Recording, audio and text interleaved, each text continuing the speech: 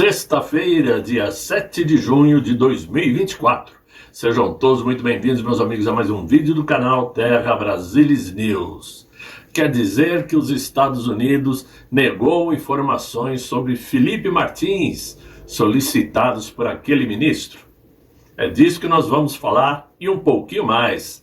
Vejam só. Para quem acreditou que uma reunião realizada pelo atual mandatário brasileiro no mês passado, lá no Rio Grande do Sul, com o intuito de se discutir uma ajuda humanitária para o Estado gaúcho, não se deu conta que ao seu lado estavam duas das figuras mais repulsivas da nação brasileira.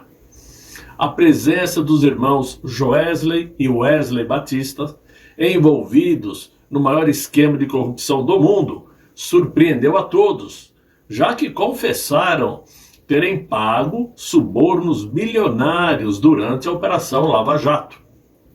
Para muitos, o retorno desses empresários ao cenário público mostram como a Lava Jato foi desmantelada desde que o atual mandatário voltou ao Planalto no ano passado.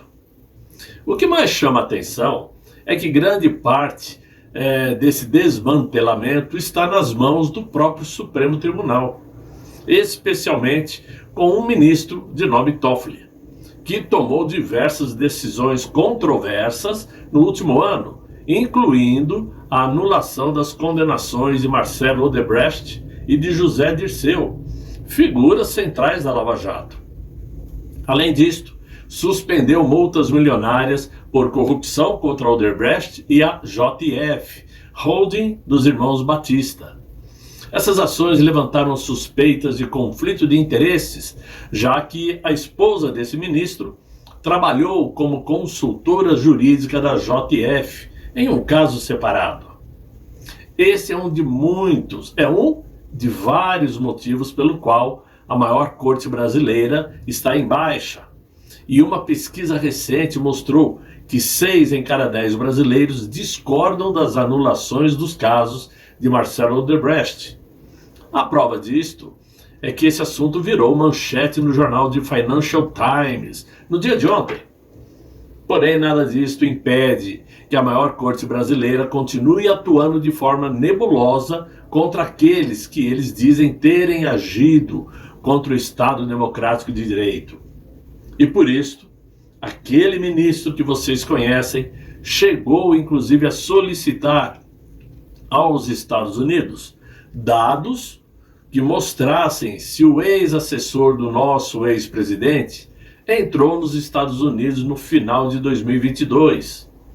Porém, em abril, recebeu como resposta um não. Eles não forneceriam informações sobre a entrada ou saída de Felipe Martins. Nesse caso, o Departamento de Estado americano, que é equivalente aqui ao nosso Itamaraty, vamos dizer assim, recomendou que se as autoridades quisessem seguir esse trâmite, era necessário então usar da cooperação internacional comum por meio do Ministério da Justiça e Segurança Pública. Começaram um novo processo de pedido, de localização, de entrada e saída de Felipe Martins. Por esse motivo, aquele ministro acionou então o ministro da Justiça e Segurança Pública, Ricardo Lewandowski, que então vai solicitar, através do Ministério, essas informações aos Estados Unidos. Muito bem. Aliás, Felipe Martins está preso desde o último 8 de fevereiro. Aí vem a questão. Em dezembro de 2022... o ex-assessor do nosso ex-presidente da República não estava sofrendo nenhum processo. Tanto é que não estava detido e podia, se quisesse, viajar para fora do Brasil. Só que não o fez.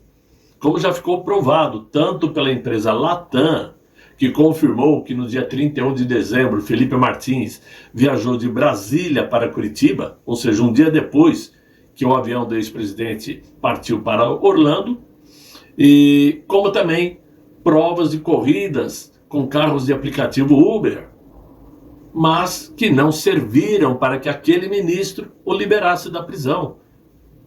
Ele continuou preso. Acusado de ter aí escrito, preparado a tal minuta do golpe, o que não significa que isso seja crime, pelo menos pelo que diz o nosso Código de Processo Civil, porque minuta não passa de um rascunho, não é um documento oficial. Felipe Martins continua preso, mesmo depois de o próprio ministro que determinou sua prisão ter admitido, em 28 de março, março agora, que a justificativa utilizada para mandar prender Felipe Martins era duvidosa. Ele mesmo admite que sua prisão era duvidosa. E essa informação consta no documento enviado pela defesa de Martins para a Suprema Corte. Aquele ministro disse ainda que havia dúvidas sobre o paradeiro de Felipe Martins, que naquele período, naquele momento, encontrava-se no apartamento de sua namorada em Ponta Grossa, que fica aí cerca de 110 quilômetros mais ou menos de Curitiba. Fato é que Felipe Martins foi preso por crime futuro, se é que isso é possível. Já cassaram o mandato do Dallagnol por crime futuro, então agora o Felipe Martins foi preso por crime futuro. Já que em 30 de dezembro, quando o ex-presidente partiu para Orlando, ele ainda não era acusado de nada. Estava sendo apenas investigado por ter preparado a minuta. Caso contrário, teriam retirado seu passaporte. E isso não aconteceu. Exemplos como este é que mostram o porquê a nossa Suprema Corte conquistou a fama que tem mundo afora, que é das piores, diga-se de passagem. E não vemos, o pior de tudo isso, que não vemos num futuro tão próximo uma solução para isto, já que primeiro, o cargo desses ministros são vitalícios, só deixam o cargo quando completam 75 anos de idade ou se pedirem demissão do cargo. Dizem as más línguas, alguns comentam nos bastidores que aquele ministro tem até a possibilidade de ser candidato à presidência da República em 2026. Será? Não creio. Mas fuxico tem de monte. Porque ele assumiu um protagonismo no Brasil por conta da imprensa consorciada que o colocou como um deus, né? O xerifão, a muralha, aquele que controlou a democracia, aquele que evitou a derrubada da democracia. Só que a imprensa não fala sobre os métodos desses diversos inquéritos que estão abertos a contragosto de todos que estão sendo investigados.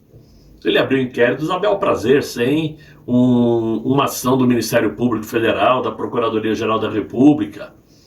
Inquéritos contra pessoas que não possuem fórum, portanto, teriam que ser investigados, se fosse o caso, numa primeira instância.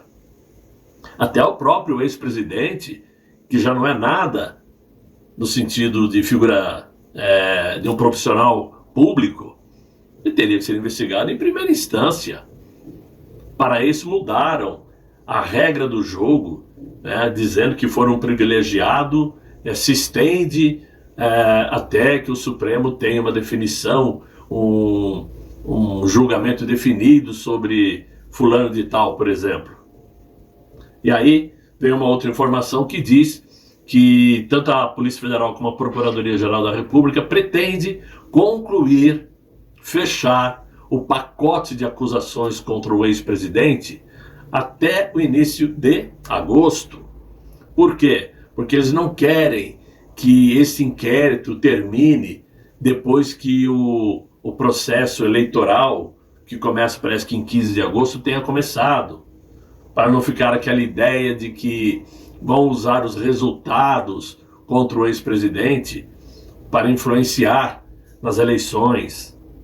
Isso indica dizer o quê? Que a vontade de punir, prender o ex-presidente é enorme. Agora, qual é a diferença de terminar em 1º de agosto ou 15 de agosto? Vai mudar o quê? Fato é que eles vão usar isto, sim, para tentar influenciar no próximo pleito eleitoral de outubro. E claro, até hoje nós sabemos que, de fato, não existem provas cabais, provas materiais, que impliquem o ex-presidente em nenhum desses inquéritos. Tudo não passa de suposições, de achismo, simplesmente porque querem destruir a imagem, a figura do maior líder político do Brasil, do qual eles têm muito medo. Medo político. É isso, meus amigos, que eu tinha para vocês. Espero que vocês tenham gostado. Se gostaram, olha, deixa o like, se inscreva no canal, chamem seus amigos para me acompanhar aqui no Terra Brasilis News. Conto com a colaboração de vocês. Quem puder colaborar com o canal, eu agradeço, né? E espero voltar em breve com um novo vídeo, se Deus quiser. Brilhado e querer. Fiquem bem, fiquem com Deus. Tchau, tchau.